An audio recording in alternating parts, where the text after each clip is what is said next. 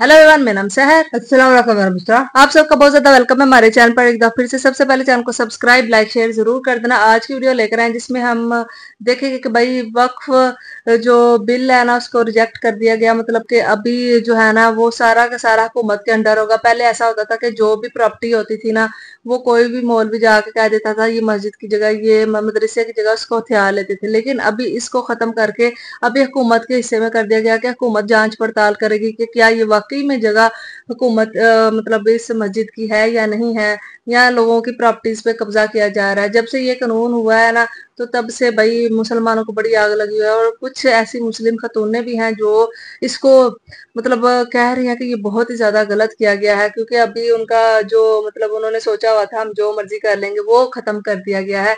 अभी देखते हैं, इससे पहले चैनल को सब्सक्राइब, लाइक, शेयर जरूर कर देना। देखते हैं आज की वीडियो। अमीन को बोले सब्सक्राइब करें, लाइक करें, शेयर करें। देखते हैं आज की वीडियो। आज यूपी की राजधानी लखनऊ की रहने वाली कांग्रेस नेता सैयद उजमा परवीन को समझ में नहीं आ रही, इसलिए जैसे सीएए विरोध के नाम पर सड़क घेरकर विरोध प्रदर्शन किया गया था, उसी तरह से अब वक्फ कानून के खिलाफ विरोध प्रदर्शन करने की तैयारी कर रही थी। लेकिन जैसे ही लखनऊ पुलिस को इस बात की भनक लगी, तुरंत उन्हें हाउस अरेस्ट कर दिया गया और 10 लाख रुपए का नोटिस भी थमा दिया गया।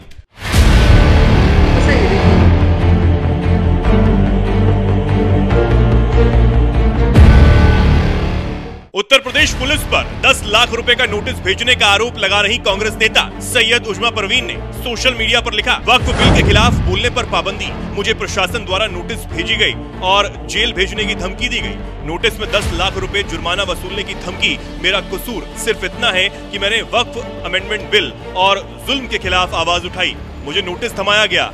वाह इंसाफ। वक्फ कानून के खिलाफ विरोध प्रदर्शन करने की तैयारी कर रही कांग्रेस नेता उजमा परवीन को जैसे ही पुलिस ने 10 लाख रुपए का नोटिस थमाया, वो इस कदर बौखला गई कि सोशल मीडिया पर एक वीडियो जारी करते हुए पूछा कि लोकतंत्र में क्या इतना अधिकार नहीं है कि इंसान अपनी आवाज उठा सके? क्या हम अपने हक के लिए लड़ भी नहीं सकते? क्या यहाँ राजशाही, तानाशाही चल रही है? जैसे कि आपको पता है कि वक्फ बोर्ड का बिल लाया गया और यहाँ उत्तर प्रदेश सरकार ने हाई अलर्ट जारी कर दिया और फोर्स हमारे घरों में भेजी गई, नोटिस दी गई। हमें किस बात की नोटिस दी आपने मुझे? क्या मैंने कौन सा जुर्म किया है? क्या मैं आपको अपराधी नजर आती हूँ? क्या आपने फंडामेंटल राइट्स के लिए लड़ना ये अपराध है? क्या कॉन्स्टिट्यूशन के दायरे में रहकर अपनी आवाज उठाना ये अपराध है? मुझे अफसोस है कि उत्तर प्रदेश सरकार जिस महिला सुरक्षा की बात करती है वो बिल्कुल फेल है इस मामले में। और एक महिला को प्रताड़ित किया जा रहा है, उसके घर पर नोटिस भेजी जा रही है, उसे परेशान किया जा रहा है। किस लिए? कि मैंने वक्फ बिल के खिलाफ आवाज उठाई, मैंने उसका विरोध किया, मैंने अपना विरोध जताया, इसलिए आपने मुझे नोटिस भेजी।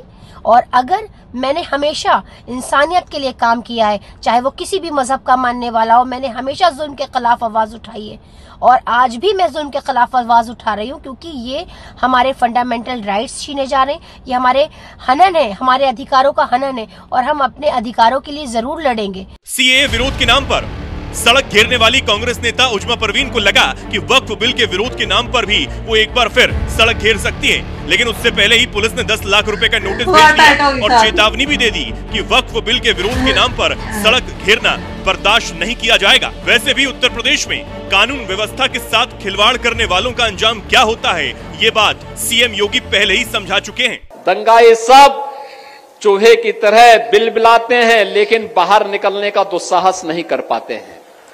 उन्हें मालूम है दंगा करेंगे तो दुष्परिणाम क्या होगा।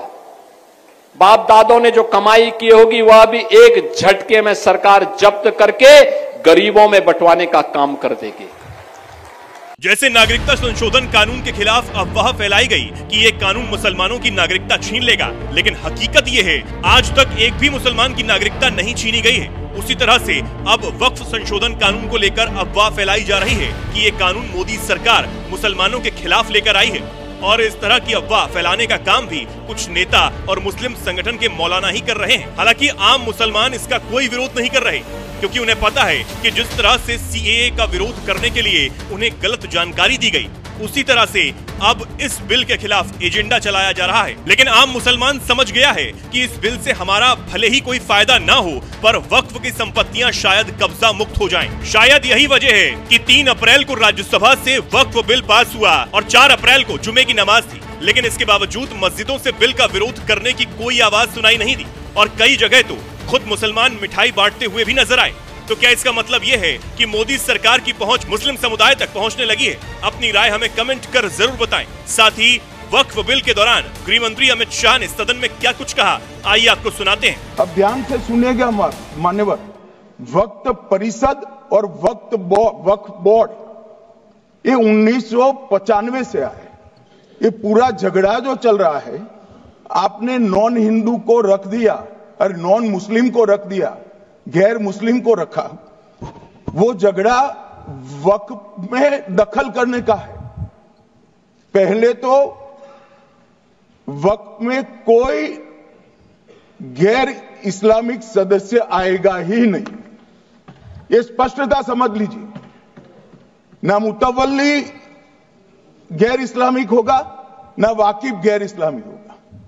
मान्यवर, वहां कोई प्रोविजन नहीं है।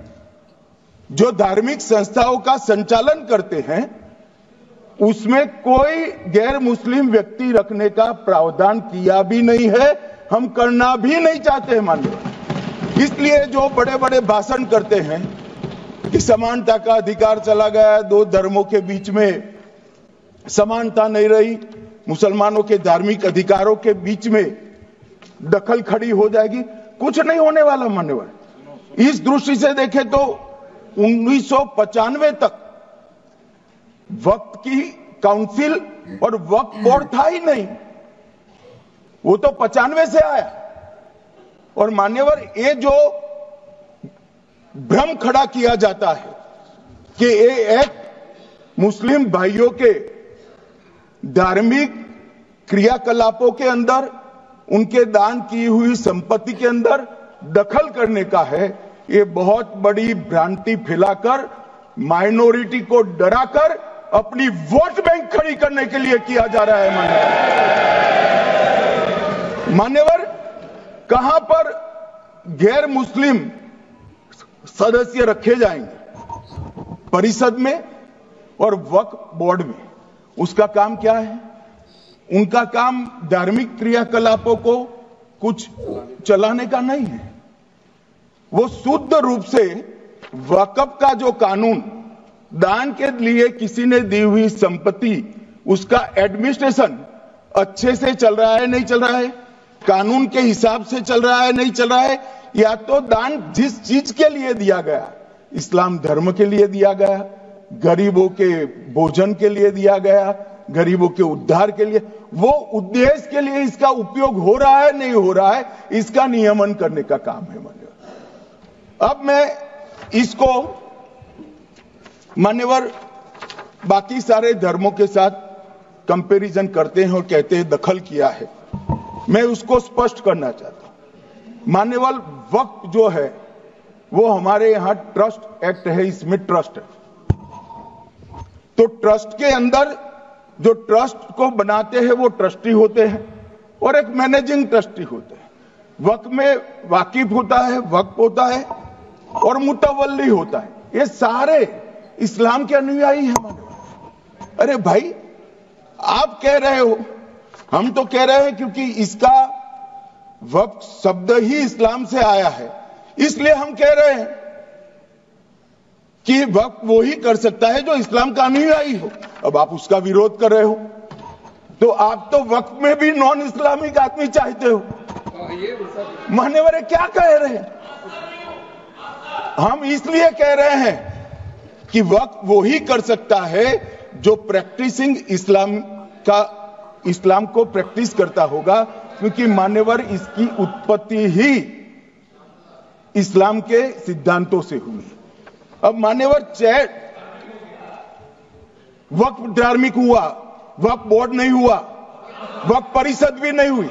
अरे सुनो भाई, मान्यवर, ट्रस्ट के अंदर ट्रस्टी जो होते हैं, जो चर्च होगा तो क्रिश्चियन होंगे, पारसी भी होंगे, पारसी के लिए वो ट्रस्ट होगा तो हिंदू होगा तो वो हिंदू के लिए।